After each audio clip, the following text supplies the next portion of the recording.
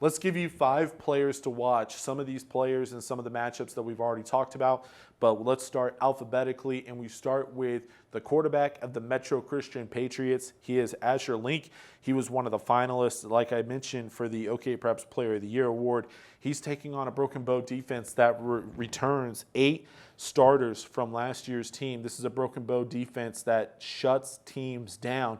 Whether it was last season or the season before, I believe they have a combined 8 shutouts in the last 2 years. So Asher Link definitely has his work cut out for him, but I do believe that Metro, especially on the offensive side of the ball, has the talent to really put up some points in a hurry. If he's able to have a good game against Broken Bow, that'll tell you what type of season Metro Christian is going to have, because he has the potential to really dice up Broken Bow defensively if he's able to do it on Friday night. This Metro Christian team, especially on the offensive side of the ball, is going to be scary. Another player to watch in one of the lower classes, in Class 3A, Plainview, we mentioned them.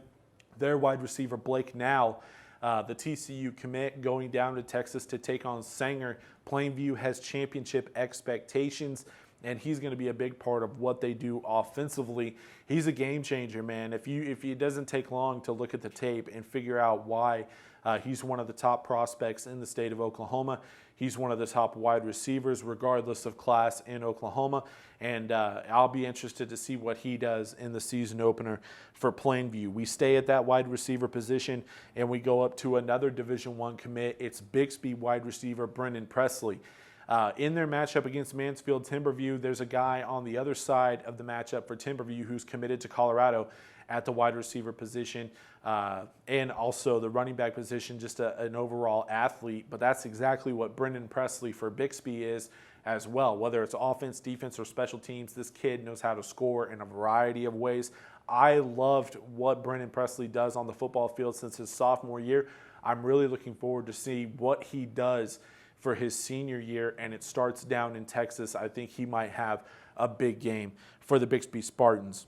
In one of those top 10 matchups, you have Reno quarterback Dorian Plumley, a junior at the quarterback position. I love what he brings to the field. He's a true dual threat at the quarterback position.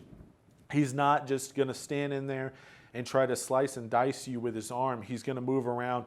He's going to try to exploit the weaknesses in the Poto defense. He's put up big numbers. He put up big numbers last year. I think he could end up having a really big season for Reno this year. So look for Dorian Plumley to have a big night in their season opener.